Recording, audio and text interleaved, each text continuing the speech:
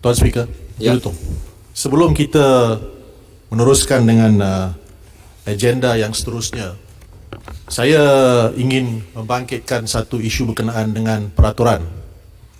Dan saya mohon Tuan Speaker memberi saya ruang dan peluang untuk menjelaskan kenapa saya membangkitkan isu peraturan itu. Peraturan pertama yang saya ingin merujuk adalah 36(9) yang berbunyi seperti berikut.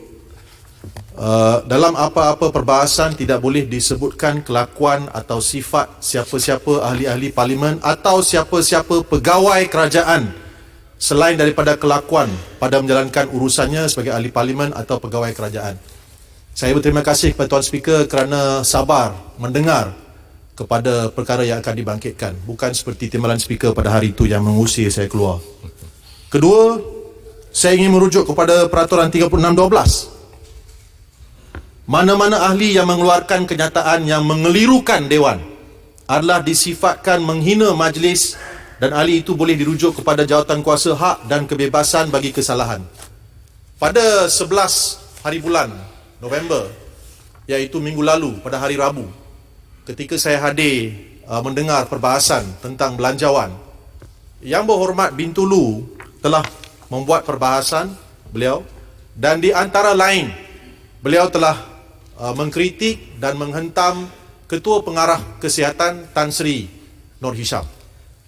Jelutong boleh ringkaskan sebab ia telah memakan masa untuk peraturan. Saya akan ringkaskan. Di antara perkara-perkara yang dinyatakan adalah, pertamanya bahawa Tan Sri Nur Hisham adalah tidak ikhlas, merujuk kepada beliau dan mengatakan bahawa kenyataan akhbar boleh dibuat oleh seorang office boy, mengatakan bahawa beliau ingin menjadi Setiausaha Agong WHO dan mencari publicity dan mengatakan beliau takut mati.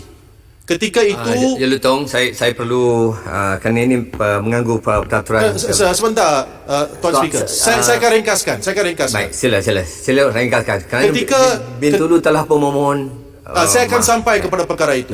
Ketika saya bangun dan membantah kepada perbahasan beliau, memohon beliau supaya menarik balik kenyataan tersebut, memohon maaf, beliau tidak berbuat demikian.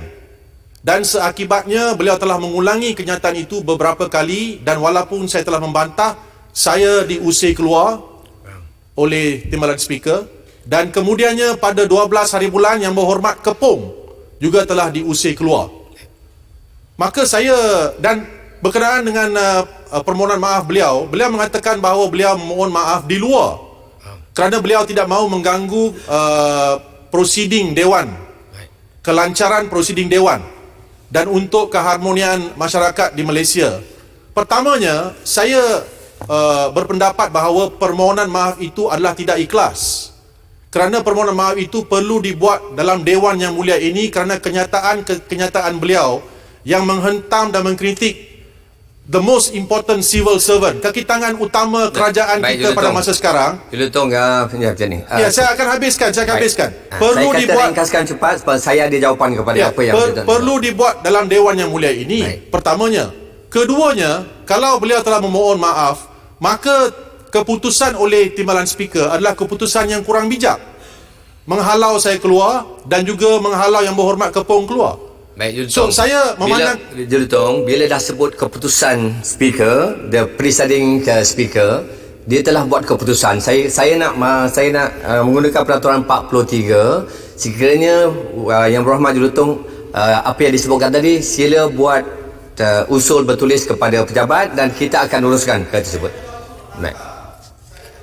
saya telah pun menghantar satu usul pada hari Khamis dan usul itu telah diterima, iaitu memohon supaya Yang Berhormat Bintulu memohon maaf di Dewan Yang Mulia ini, dan dengan itu saya juga memohon supaya keputusan yang dibuat terhadap saya dan juga Yang Berhormat Kepong itu ditarik balik.